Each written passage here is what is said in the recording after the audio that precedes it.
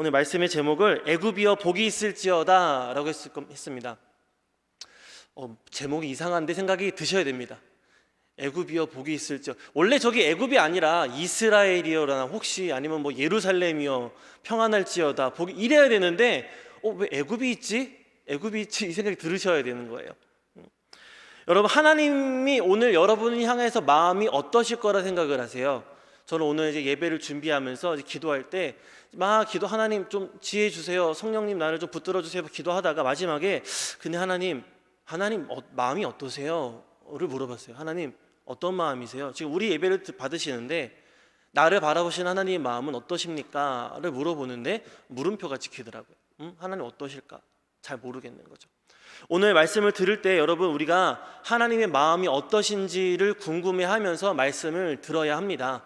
왜냐하면 이 시간에 전해지는 말씀이 하나님의 말씀이기도 하고, 그리고 또 우리가 오늘 본문으로 삼은 이사야서는 하나님이 이사야에게 보여준 계시이기 때문에 그렇습니다. 이사야가 하고 싶은 말을 쓴 게 아니어서 저자의 의도를 찾는 게 거기 방법이 있지 않고 하나님이 하나님의 마음을 앞으로 있을 일들을 계시로 보여준 걸 이사야가 그저 쓴 거기 때문에 하나님이 어떤 마음으로 이사야에게 이런 것들을 보여주셨을까, 하나님은 어떤 계획이 있으신 걸까를 생각하면서 말씀을 들어야 한다라는 것이죠.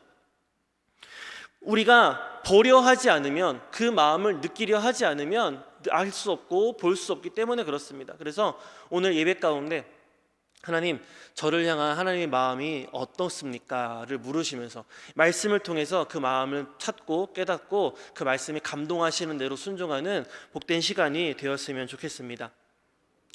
지난 주일에 우리 청년들과도 이사야서의 다른 본문을 가지고 말씀을 나누었는데, 그때도 드렸던 말씀이지만 이사야의 이름은 여호와의 구원이란 뜻을 가지고 있습니다. 그런데 이사야를 통해서 전해지는 말씀의 대부분은 구원에 대한 말씀이라기보다는 심판과 경고의 말씀이 주를 이루고 있다는 것이죠. 이름의 뜻과 전혀 다른 내용들을 더 많이 기록하고 있는 것입니다.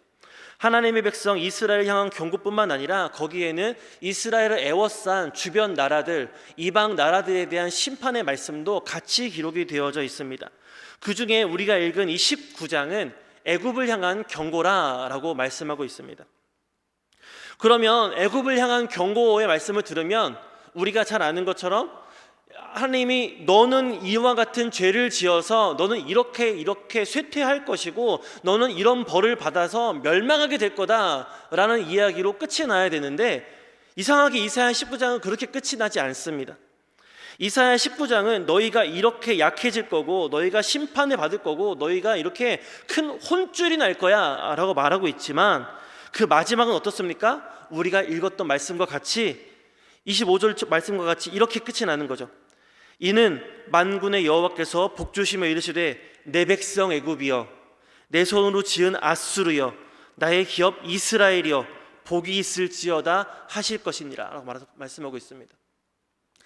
애굽을 향한 경고고 심판의 메시지고 그들이 벌을 받을 것을 기록하고 있는데, 마지막에는 하나님이 뭐라 그래요? 그 애굽을 향하여서 내 백성이여 라고 부른다라는 거죠. 내 백성이여, 너희는 복이 있을지어다 라고 끝난다라는 것입니다. 하나님께서 이스라엘을 향하여서 혹은 우리를 향하여서 내 백성, 나의 기업이라 부르시는 것은 너무나 자연스럽습니다. 그런데 애굽을 향하여서 혹은 아수르를 향하여서 우리가 생각하는 그 이스라엘이 힘들게 했던 주변 여러 이방 민족들에게 하나님께서 내 백성이여, 내 손으로 지은 아수르여 하는 것은 영 어색하다라는 것이죠. 그렇지 않습니까, 여러분?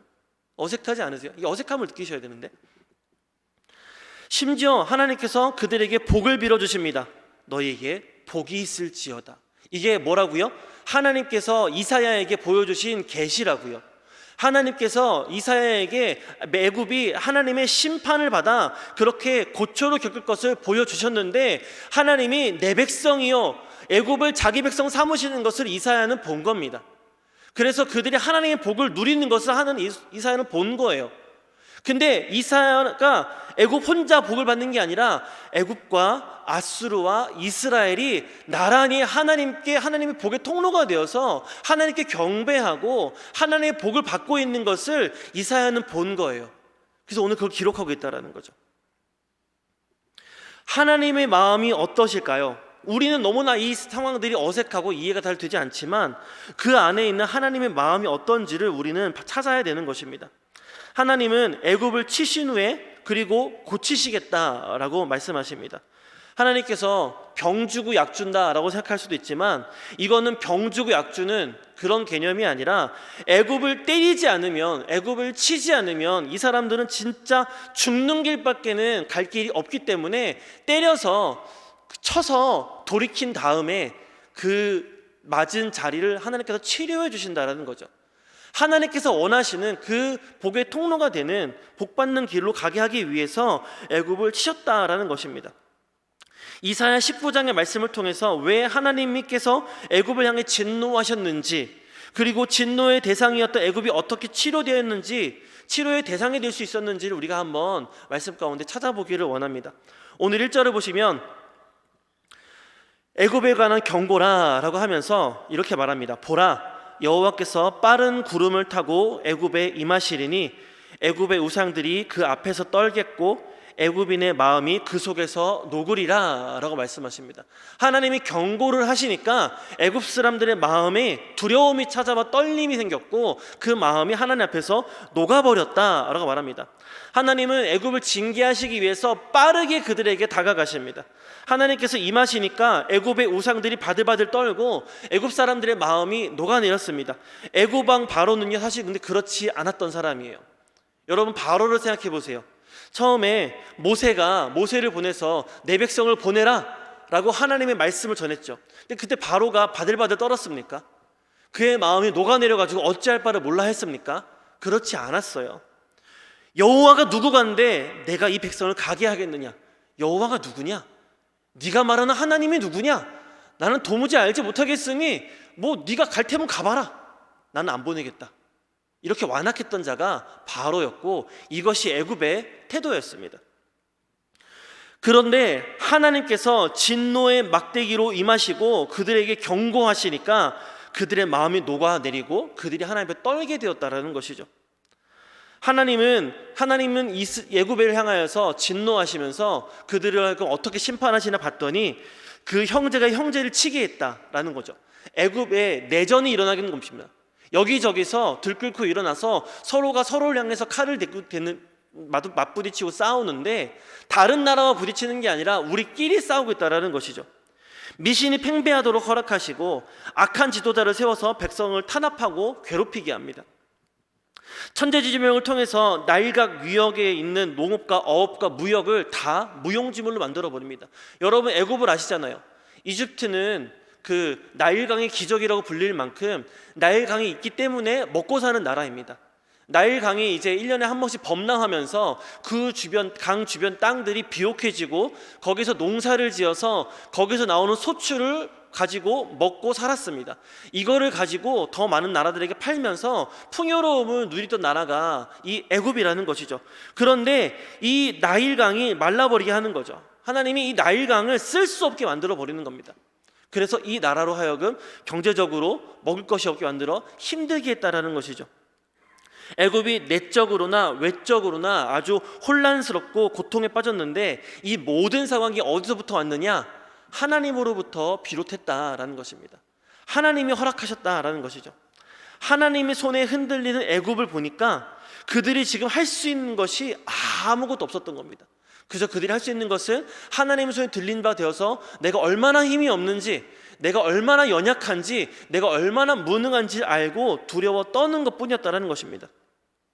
그러면 하나님은 왜 애굽을 향해서 이 진노하셨을까? 왜 이렇게 심판하셨을까를 생각을 해야 되는데 두 가지 목적이 있습니다. 첫 번째 목적은 무엇이냐면은 하나님의 백성 이스라엘이 이 애굽이 경고를 받고 심판을 받는 걸 통해서 돌이키기를 원했던 것이죠. 애굽은 언제나 이스라엘 백성들에게 유혹의 대상이었습니다. 한 가지 예만 들어보면은 그들이요 하나님의 은혜로 출애굽을 하잖아요. 400년이 넘는 시간 동안 노예로 살다가 하나님이 모세를 보내주셔서 애굽을 떠나 자유민이 되었습니다. 그런데 그들이 나왔을 때 불평할 때 뭐라고 합니까? 애굽으로 돌아가자. 애굽으로 돌아가자. 거기서는 우리가 고기도 부추도 뭐 많이 먹었는데, 배부르게 먹었는데, 여기서 맨날 먹는 게 뭐냐? 만족할 수가 없다. 애굽으로 돌아가자. 우리로 하여금 장사 지낼 땅이 없어서 광야로 내모는 것이냐? 애굽으로 돌아가자. 애굽으로 돌아가자. 여러분, 애굽으로 살면서 그들이 애굽 살면서 얼마나 많은 고기를 먹고 기름지게 살았을까요? 풍요롭게 살았을까요? 노예로 살면서 남의 시키는 그 고역을 하면서 얼마나 행복했길래 하나님이 주시는 그 자유를 잊어버리고 그 구원의 은혜를 잊어버리고 애굽으로 돌아가자 했을까요? 이스라엘 백성에는 마음 속에는 그런 게 있었던 거예요. 뿌리 깊이 야, 여기보단 낫겠지라는 것들, 주신 은혜를 잊어버리고 그 유혹을 당해서 가는 대상이 바로 그 애굽 땅이었다는 것입니다. 거기는 자유도 없었고 하나님의 돌보심도 없었고 하나님의 함께 하심도 없어서 노예로 살 수밖에 없었음에도 불구하고 애굽으로 돌아가자, 하나님의 은혜를 잊은 채, 만족함을 잊은 채 살아가면서 그렇게 늘 입버릇처럼 했던 것이 애굽으로 돌아가졌다는 것이죠. 감사를 잊어버리고 내가 어떤 존재인지 잊을 때 그들은 늘 애굽을 찾았습니다. 애굽을 그리워했습니다. 애굽은 이스라엘 백성들에게 다시 의지하고 싶은 대상이었고 유혹의 대상이었고 세상을 상징하는 대상이었다라는 거죠. 그래서 어려움이 있을 때 여러 나라를 찾다가 애굽에게도 손을 내뻗잖아요. 우리 함께 힘을 합치자. 하나님을 의지해야 될 이스라엘 백성이 하나님을 잊어버리고 나를 구원하신 하나님을 잊어버리고 찾는 것은 결국 애굽이고 세상이었다라는 것이죠. 하나님은 그래서 애굽을 향하여서 경고하시고 심판하신 겁니다. 너희가 그렇게 바라던 애굽이 지금 어떠한지를 보아라. 내 손에 붙들려지니까 그들이 흔들리지 않냐? 그들이 마음이 녹아내리지 않냐? 그들도 어찌할 수 없지 않냐? 그러니 너희가 나를 바라봐라. 그래서 애굽을 심판하신 겁니다. 애굽에게 경고하셨다라는 거죠. 하나님이 애굽을 심판하시면서 이렇게 마음이 들었을 것 같아요. 이스라엘아, 왜 힘도 능력도 없는 애굽을 의지하느냐? 하나님께서 치시면 두려워할 수밖에 없는 그들을 무엇을 도대체 보고 있느냐? 하나님을 의지하라. 나를 바라봐라. 내게로 돌아와라. 하나님 말씀하신다라는 거죠. 그러기 위해서 애굽에 심판이 주어졌다라는 겁니다. 하나님의 이와 같은 마음들은요, 단순히 이 19장을 통해서만 알 수 있는 것이 아니라 아하스 왕 때, 그때 르신과 베가가 쳐들어왔을 때에도, 그때에도 하나님은 나를 바라봐라, 이방 나라에 손 뻗지 말고 나를 바라봐라 했었습니다. 히스기야 왕 때에도 아수르가 공격하지만 너희는 나를 의지해라 라고 말씀하시는 거죠. 하나님을 의지하면 구원의 길이 열리는 것입니다. 이것이 하나님의 백성 이스라엘의 인생이고 삶이 형통한 비결입니다. 우리가 어려움 당할 때에 우리가 하나님을 바라봐야 된다는 것이죠. 그런데 그렇지 않을 때, 내가 엉뚱한 것을 바라볼 때 하나님은 내가 바라보는 그것을 치심으로 그것의 무능력함을 보이시고 우리가 하나님을 바라보게 하신다는 거죠. 애굽의 심판에는 그와 같은 목적이 있었던 것입니다. 또 하나는요, 또 두 번째는 뭐냐면 오늘 우리가 함께 보기 원하는 마음인데, 애굽도 사랑하시기 때문이었다는 거죠. 애굽도 사랑하시기 때문에 하나님은 애굽도 구원하시길 원하셔서 그들을 심판하셨다라는 겁니다. 하나님께서 애굽이 복음을 받아들일 수 있도록 준비시키기 위해서 오늘 매를 드셨다라는 것이죠. 이스라엘의 적국인 애굽을 향한 이와 같은 심판의 예언은 우리가 성경을 쭉 읽으면서 신앙생활을 해오면서 너무나 당연한 일이었습니다.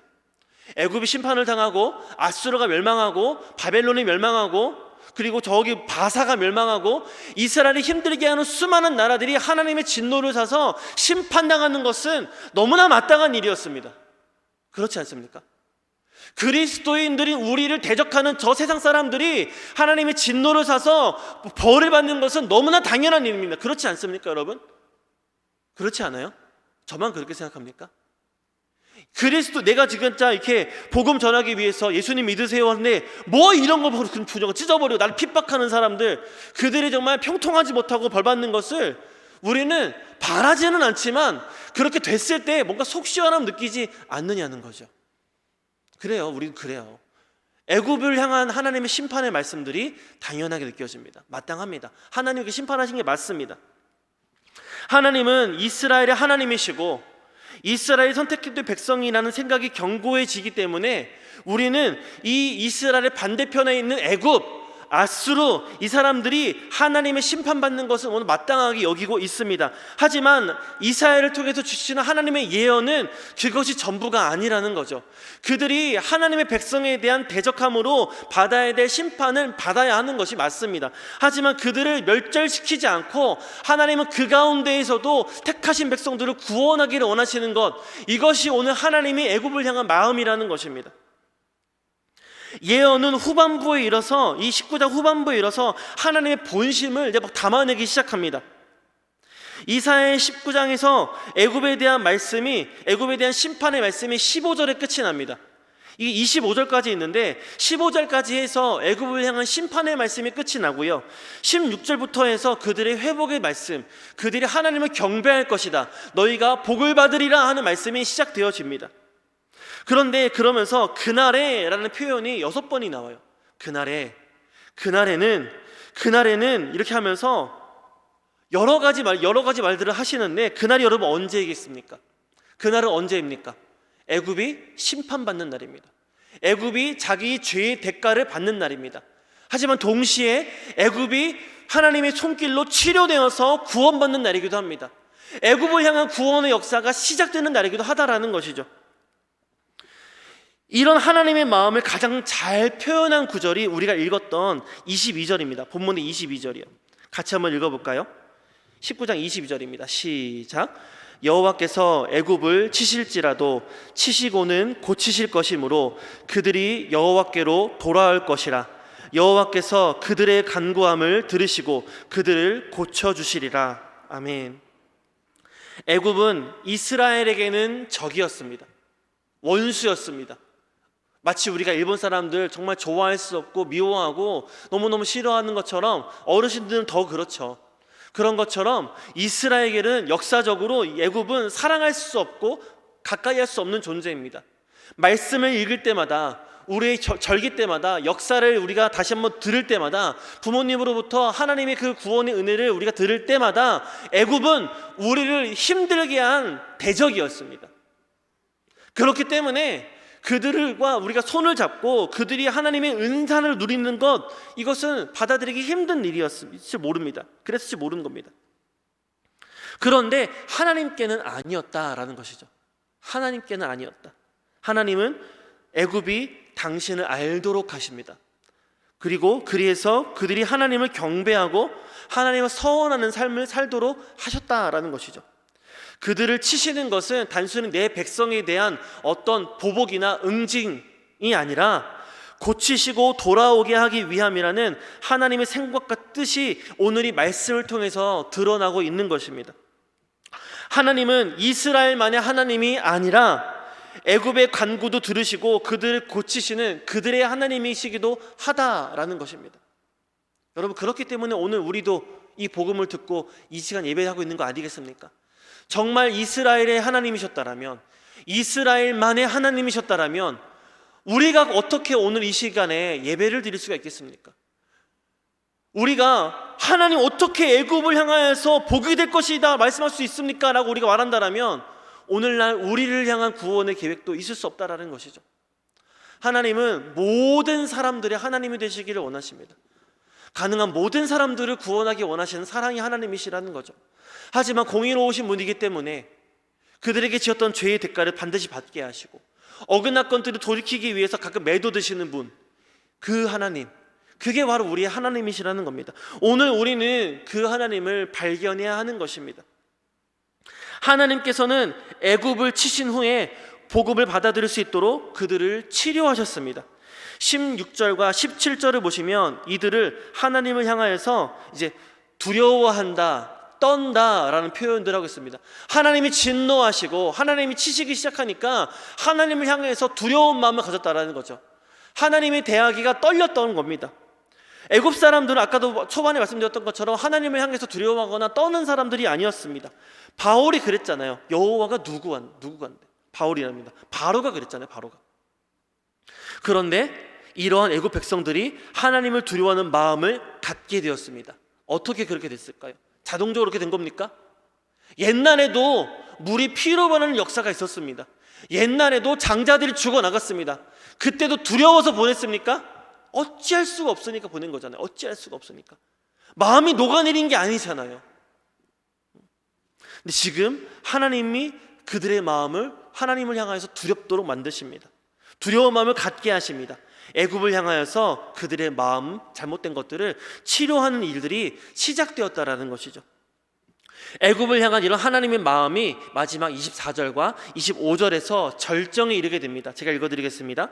그날에 이스라엘이 애굽 및 아수르와 더불어 셋이 세계 중에 복이 되리니 이는 만군의 여호와께서 복주시며 이르시되 내 백성 애굽이여 내 손으로 지은 아수르여 나의 기업 이스라엘이여 복이 있을지어다 하실 것임이라. 아멘. 내 백성, 내 손으로 지은 나의 기업, 이거는 다 동일한 표현입니다. 내 소유라는 거죠. 보통은 이스라엘에게만 썼던 표현입니다. 내 백성, 내 기업, 내 소유 다 이스라엘을 향한 표현이었는데 오늘 이것을 이방 나라였던 애굽과 아수르에게 같이 쓰고 있다는 거죠. 내 백성의 그 자리에 이스라엘만 두지 않으시고 애굽과 아수르도 동일선상에 두고 하나님이 부르고 계시는 겁니다. 이것이 하나님의 본심이고 사람으로서는 이해할 수 없는 우리 아버지 하나님의 사랑의 깊이라는 것이죠. 여러분, 우리가 다 사람들을 보면은 저 사람도 구원받을 만한 사람, 저 사람도 구원받아야 할 사람 이렇게 보이십니까? 저 사람은 죽어 마땅한 사람으로 보이는 사람은 없으세요? 그런 사람들 한두 사람도 있지 않습니까, 여러분? 저보다 오래 사셨잖아요. 있으실 텐데. 예. 여러분들이 이제 은혜가 깊어서 다 이제 문제를 해결하시고 이미 다 사랑할 수 있게 되었어요. 그렇기 때문에 다 사랑할 존재가 되었지만 살아오면서 그런 사람 한두 사람을 꼭 만나게 됩니다. 정말 저 인간은 지옥에 떨어져 마땅한 인간이다라는 사람들이 있어요. 근데 정말 우리가 그런 생각을 가지는 게 옳으냐라는 겁니다. 내가 예수 믿는 것을 핍박하기 때문에 그 사람이 벌을 받는 게 옳으냐라는 거죠. 그 사람이 복음을 듣지 못하고 멸망당해서 지옥에 가는 것이 옳으냐라는 겁니다. 이슬람이라고 해서 무슬림이라고 해서 기독교를 핍박하는 어떤 단체고 민족이라고 해서 그들이 복음을 받을 만한 자격이 없느냐, 그것이 하나님의 마음이냐라는 겁니다. 조금 더 안으로 들어와 볼까요?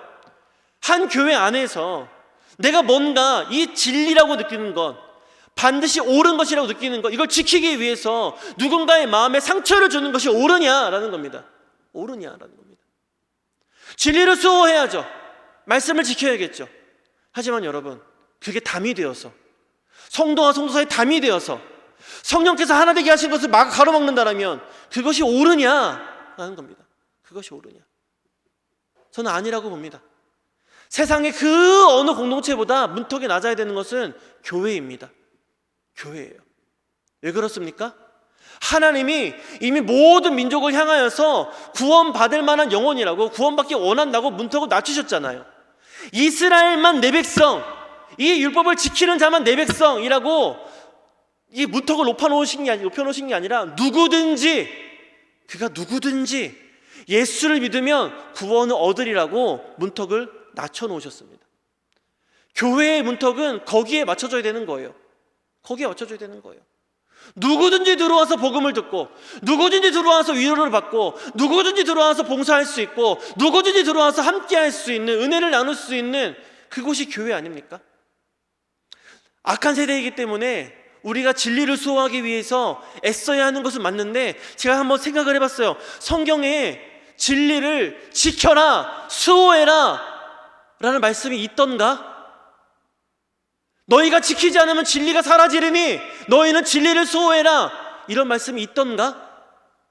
떠오르지 않더라고요. 제가 성경을 덜 읽어서 그런지 모르겠는데, 근데 확실히 떠오르는 건 있었어요. 너희가 이 진리 아래 살아라, 너희가 이 복음을 땅끝까지 전해라 라는 겁니다. 여러분, 진리가 무엇입니까? 하나님의 아들 예수 그리스도를 믿으면 우리가 영생을 얻는다는 것 아닙니까? 하나님의 세상의 주인이신 것, 그 아들 예수님이 그리스도가 되시는 것, 구원자가 되시는 것, 그분을 믿으면 영생을 얻는 것, 이것이 진리 아닙니까? 이것이 저 세상 사람들이 대적한다고 해서 없어지는 무능력한 것입니까? 그렇지 않더라고요. 생각을 하면 할수록 그들이 아무리 뭐라 한다 한들 진리는요 지켜지지 못할 게 아니에요. 그럼 우리의 할 것은 무엇입니까? 우리는 이 진리를 살아내고 전하는 게 우리의 할 일이라는 것이죠. 이게 우리의 할 일이라는 겁니다. 말씀이 조금 엇나갔는데, 여러분, 하나님께서 모든 백성을 향하여서, 모든 자들을 향하여서 구원받기를 원하셨습니다. 이스라엘 백성을 구원하기 원하셨지만 그 옆에 있었던 애굽도 사랑하셨고 구원받기를 원하셨습니다. 그리고 아수르도 구원받기를 원하셨습니다. 이 두 나라만 그랬을까요? 아니라는 거죠. 그 멀리 떨어져 있는 우리나라까지 복음이 찾아온 것처럼, 아직도 저 땅끝을 향해서 복음이 전진하고 있는 것처럼, 하나님은 세상의 모든 사람들을 구원하기를 원하시는 줄을 믿으시기를 바랍니다. 우리의 생각으로, 우리의 편협한 생각으로 그 구원을 제한해서는 안 된다는 것입니다. 우리의 편협한 신앙적 상상력이 틀릴 수 있음을 이 본문은 보여주고 있는 것입니다. 우리의 편협한 생각이 그 복음을 제한할 수 있음을 보여주고 있다는 것이죠. 그래서 여러분, 그 편협한 생각에서 벗어나셔야 돼요. 18절을 보세요. 가나안 방언을 말하며 만군의 여호와를 가리켜 맹세하는 5성읍이 있을 것이라 라고 말합니다. 맹세 5성읍이 있을 것이라. 그중 하나를 멸망의 성읍이라 칭하리라 라고 하십니다. 애굽에 수백 개의 성읍이 있었습니다. 수백 개의 성읍이 있었는데 그 가운데 5개의 성읍만 가나안의 방언을 말하고 히브리어를 말하고 여호와를 가리켜 맹세한다라고 말씀하고 계세요. 이게 무슨 말이냐면은, 여호와를 가리켜 맹세한다라는 것은 애굽 백성들 가운데에서 구원받은 백성이 되었음을 말해주는 겁니다.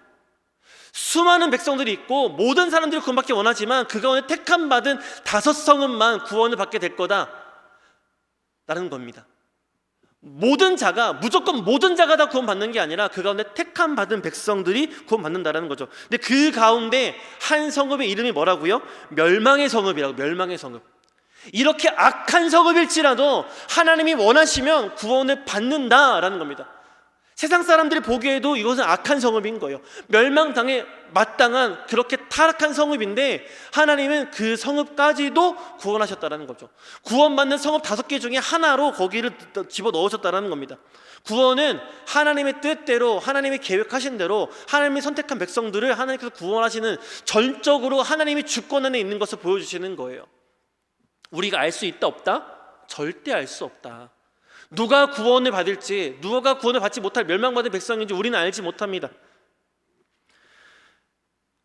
모든 자가 구원 얻는 게 아니라 하나님께서 온 세상을 구원하시지 않을 뿐더러 만세전에 택하신 자들만 구원을 받는다라는 것입니다. 여러분, 그렇기 때문에 내가 경험적인 어떤 기준 몇 가지로, 윤리적인 몇 가지 잣대로, 우리가 익숙한 말씀 몇 가지로 사람들을 향하여서 함부로 정죄하거나 판단하거나 제한할 수 없다라고 오늘 말씀하고 있다는 겁니다. 우리 중에 누가 애굽과 아수르를 구원받을 만한 백성으로 생각이나 했습니까? 우리는 그렇게 생각하지 않았어요. 우리는 애굽을 하나님이 축복받을 만한 영혼이다 라고 생각하지 않습니다. 그렇게 생각하지 않았습니다. 그런데 하나님은 이미 그들을 향하여서도 구원의 계획을 준비하고 계셨다라는 것이죠. 진리를 수호한다는 명목으로 우리가 담을 쌓아서 우리끼리만 하는 것을 하나님은 원치 않으신다라는 겁니다. 교회는 문턱을 낮춰야 되는 거죠. 더 많은 사람들이 들어올 수 있도록, 더 많은 사람들이 구원 얻을 수 있도록. 우리가 이 진리를 지킨다라면 방법은 단 한 가지밖에 없는 겁니다. 진리를 살아내는 것밖에 없습니다. 진리를 살아내는 것밖에 없어요. 진리를 전하는 것밖에는 방법이 없습니다. 그게 우리가 할 수 있는 이 복음을 지키는 유일한 방법인 것입니다. 또 한 가지 방법을 알려드릴 수 있는 무엇이냐면은, 이렇게 애굽도 사랑하시고 아수르도 사랑하시는 하나님의 사랑을 닮아가는 겁니다. 닮아가는 것, 그렇게 사랑하는 것, 이것이 우리가 진리를 지킬 수 있는 유일한 방법 중에 하나라는 것이죠. 24절을 보겠습니다. 그날에 이스라엘이 애굽 및 아수르와 더불어 셋이 세계 중에 복이 되리니 라고 하고 있습니다. 우리가 해야 할 것은 그 하나님이 애굽도 사랑하시고 아수르도 사랑하시는 것처럼, 나를 사랑하시는 것처럼 이방 사람들도, 아직 믿지 않는 영혼들도, 나를 핍박하는 영혼들도 사랑하시는 그들을 내가 사랑함으로 세계 중에서 복이 되어야 한다라고 말씀하고 있는 거예요. 지금 여러분 23절을 보시면 그날에 애굽에서 아수르로 통하는 대로가 있다라고 합니다. 그래서 아수르는 애굽으로 가고 애굽은 아수르로 간다고 합니다. 근데 지리적으로 여러분 지도를 아시는 분은 아시겠지만 아수르에서 애굽을 가려면 반드시 이스라엘을 통해야 됩니다. 이스라엘을 중심을 두고 위쪽에 아수르가 있고 아래에 애굽이 있잖아요. 그렇죠? 그렇기 때문에 대로가 뚫렸다라면 이스라엘을 통하지 않고 이 두 나라는 통할 수 없는 나라인 겁니다. 그 말은 뭐냐면 우리가 매개가 돼야 된다는 거죠. 하나님이 우리를 매개로 삼아서 아직 멸망받을 자리에 있는 그 영혼들을 구원하기를 원하신다는 겁니다. 너희가 아수르와 그리고 또 애국과 함께 복이 되기를 원하신다는 거죠. 우리를 향하여 하시는 말씀이에요. 우리를 향하여서. 오늘 우리가 먼저 구원받은 사람이 되었습니다. 그래서 이제 우리가 하나님께 열심히 주께 충성하고 살아가야 되는데, 하나님이 바라시는 게 뭐냐면 아직도 하나님이 바라시는 것은 멸망받을 자리에 있는 구원받아야 될 영혼들에게 관심이 있다는 것이죠. 여러분, 우리가 관심 가져야 될 것은 진리를 수호하고 여기저기 깃발을 치켜들고 싸우러 나가는 게 아니에요. 그런 게 아니라는 거죠. 저기 죽어가는 영혼들을 불쌍히 여기는 것, 그들을 사랑해 주는 것, 그들에게 내가 받았던 사랑을 알도록 내가 이 진리를 살아내는 것, 이게 중요하다는 겁니다. 이게 그렇기 때문에 여러분, 교회는 좀 답답해 보일 수 있습니다. 굉장히 율법이 명확한 곳은요, 담이 높아서 들어가기도 힘듭니다. 근데 교회는 그런 곳이 아니라고 했잖아요. 문턱이 가장 낮은 곳이라고 했잖아요. 그렇기 때문에 더 많은 사람들 포용해야 되기 때문에 뭔가 기준이 명확한 사람들이 보기에는 교회가 왜 이렇게 우유부단해라고 생각할 수 있습니다. 우리가 몰라서 우리가 그것을 부정합니까? 아니라는 거죠. 더 많은 사람들이 올 수 있도록 참아주는 겁니다. 기다려주는 겁니다. 그 안에서 우리가 뭘 해야 된다고요? 진리를 살아내야 된다고요. 하나님의 사랑을 닮아서 그 사랑을 해야 한다라고요. 우리가 해야 될 것은 바로 이것입니다. 그런데 언제 우리가 이것을 못합니까? 내가 받은 사랑을 잊어버릴 때 못합니다. 그래서 오늘 하나님은 애굽을 심판하시고 경고하신 겁니다. 이스라엘 백성 들으라고. 너희가 잊고 있는 하나님을 잊었을 때 너희가 어딜 바라보느냐? 세상을 바라보지 않냐? 멸망받은 백성을 따라가는 거기에 어디 생명이 있느냐? 거기 구원이 있느냐라는 거죠. 여러분, 우리가 힘들 때 여러분 어딜 찾아가십니까? 어디를 찾아가십니까? 누구에게 의지하십니까? 가장 먼저 떠오르는 이름이 누구입니까? 바라기는 하나님이시길 바랍니다. 주여가 먼저 나오시기를 바랍니다. 하나님의 이름을 불러서 거기서 힘을 얻고 용기를 얻고 위로를 받아 다시 세상으로 나아가 진리로 살아내고 말씀대로 살아내고 그 사랑을 실천할 수 있는 저와 여러분이 되길 축원합니다. 그래서 우리를 통해 저 죽어가는 영혼들이 구원을 얻기를 바랍니다. 이 마지막 세대 여러분 해야 될 것은 바로 이것입니다. 마지막 세대 해야 될 것은 우리가 이 그리스도의 사랑을 가지고 세상에 나아가서 그 사랑대로 살아남는 거죠. 세상에 사랑이 없어요. 사랑이 없어요. 누구도 용서하지 않습니다. 누구도 손해보지 않습니다. 그런데 거기 가서 손해봐주고 거기 가서 져주고 거기 가서 용서해주고 이상함을 느끼게 해주는 거죠. 넌 왜 그러는 건데? 넌 나랑 뭐가 달라서 그러는 건데? 나는 예수님을 믿잖아. 내가 예수님의 사랑을 받았는데 내가 너를 용서하지 않을 수가 없다. 내가 너를 사랑하지 않을 수가 없다. 내가 손해보는 것도 기쁨이다 라고 말할 수 있는 저와 여러분의 삶이 되어지기를 바랍니다. 하나님이 택하신 백성, 하나님께로 더 나아가는 것이 살아가는 방법입니다. 하나님의 백성으로 우리가 부름받았다라면, 오늘도 우리가 예배의 자리로 부름받았다라면 우리는 오늘도 세상에서도 예배해야 되는 것이고 거기서도 사랑할 수 있어야 되는 것입니다. 오늘 그러지 못하겠다라면 이 예배에 나왔을 때 우리가 뭘 회복해야 됩니까? 내가 누구인지를 회복해야 됩니다. 내가 받은 은혜를 회복해야 됩니다. 내가 누렸던 감격했던 그 사랑을 오늘 이 시간 회복해야 한다는 것이죠. 하나님이 지금 그것을 원하시는 거예요. 제가 오늘 말씀을 시작하면서 물어봤죠. 하나님이 우리를 향해서 어떤 마음이실까? 어떤 마음이실까?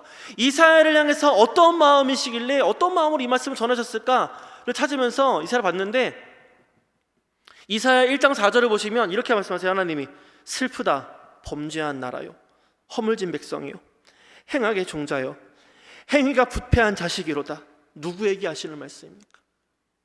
내 사랑하는 백성, 내 사랑하는 이스라엘, 내 사랑하는 너희들을 향하여서 슬프다 범죄한 나라요 말씀하고 있는 거예요. 슬프다. 우리가 사랑하지 못하고 하나님의 말씀을 지키지 못하고 살아가는 사람들에게 하나님의 감정은, 마음은 내가 너를 보니 슬프다라는 겁니다. 내가 사랑하는 너희를 향해서 사랑한다라고 말할 수 없고 범죄한 나라라고 불러야 되는 이 슬픈 현실을 하나님이 오늘 우리에게 말씀하고 있는 것입니다. 더 이상 하나님을 슬프게 하는 우리가 아니라 하나님께 기쁨 될 수 있는 우리 모두가 되어지기를 바랍니다. 세상은 더 악해져 가기 때문에 말씀에 순종하는 것은 점점 더 힘들어져 갑니다. 하지만 그럴수록 우리는 말씀에 순종해야 할 줄로 믿습니다. 왜요? 나를 구원하신 하나님을 더 이상 슬프게 할 수 없기 때문에 그렇습니다. 우리는 하나님의 기쁨을 위해서 주님의 그 남은 고난을, 남은 십자가를 지고 가야 되는 주님의 제자인 줄로 믿습니다. 바라기는 오늘 예배 가운데 우리가 잃어버린 것이 있다라면, 그 사랑이 있다라면 회복되어지고 힘을 얻어서 저 세상 가운데 들어가 하나님의 말씀에 순종함으로 세상 가운데 하나님의 사랑을 전할 수 있는, 참 생명을 전할 수 있는 저와 여러분의 복된 삶이 되어지기를 간절히 축원합니다.